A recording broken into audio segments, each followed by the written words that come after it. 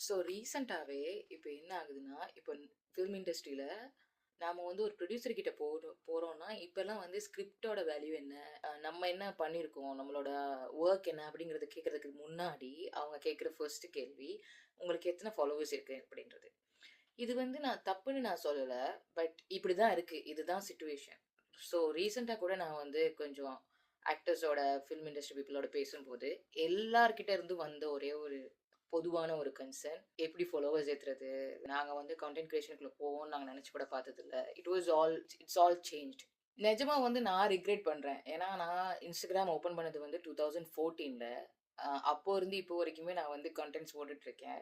Like அ multiple contents என்னோட ஃப்ரெண்ட்ஸ்ல இருந்து, என்னோட ஸ்கூல் ஸ்கூல் ஃப்ரெண்ட்ஸ்ல இருந்து எல்லாருக்குமே வந்து தெரியும். Like how many contents that I have posted. But இப்பவுமே அந்த இந்த இன்செக்யூரிட்டி எனக்குள்ள இருக்குது.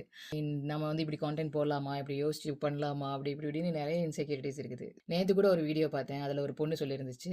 உங்களுக்கு வந்துட்டு Instagramல கம்மி ஃபாலோவர்ஸ் தான். பட் YouTubeல வந்து நெறைய சப்ஸ்கிரைபர்ஸ். 30K சப்ஸ்கிரைபர்ஸ் மாரி. இந்த மந்த் மட்டுமே அவங்க கிட்டத்தட்ட 30,000 INR and $140 US dollars something ஏதோ அவங்க ஏர்ன் பண்ணியிருக்காங்க. நான் 2014ல இருந்து நான் கன்டென்ட் போடுறேன். நான் இதுவரைக்கும் எந்த ஒரு ஏர்னிங்ஸுமே எடுத்ததில்ல. எனக்கு வந்து ஏர்னிங்ஸ்க்காக நான் வந்து பேசல. But still I would have done better. இது ஹானஸ்ட்டாவே நான் வந்து நெறைய கன்டென்ட்ஸ் போட்டிருந்துக்கலாம். நெறைய விஷயங்கள் நான் வந்து அட்டெம்ப்ட் பண்ணியிருந்திருக்கலாம். பட் என்னோட இன்செக்யூரிட்டி, என்னோட ஓவர் திங்கிங் அது எல்லாமே வந்து ஸ்டாப் பண்ணிருச்சு. ஸோ நான் இப்பவும் வந்துட்டு டிராமாட்டிக்கா வந்து I'm gonna post like random contents or daily post பண்ண போறேன் அப்படிங்கிற ஃபேக் ப்ராமிசஸ் எனக்கு குடுத்துக்க விருப்பம் இல்ல.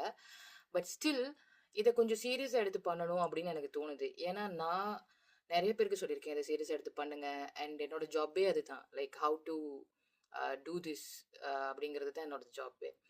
பட் மத்தவங்களுக்கு சொல்லும்போது இருக்கிற கான்ஃபிடென்ட், மத்தவங்களுக்கு ஒரு கான்டென்ட் காலண்டர் கிரியேட் பண்ணும்போது இருக்கிற கான்ஃபிடென்ட், சாலிடா இத அடிக்கும் அப்படின்னு நெனச்சு பண்ற ஒரு கான்ஃபிடென்ட், என்னோட கான்டென்ட்க்கு இருந்தது கிடையாது.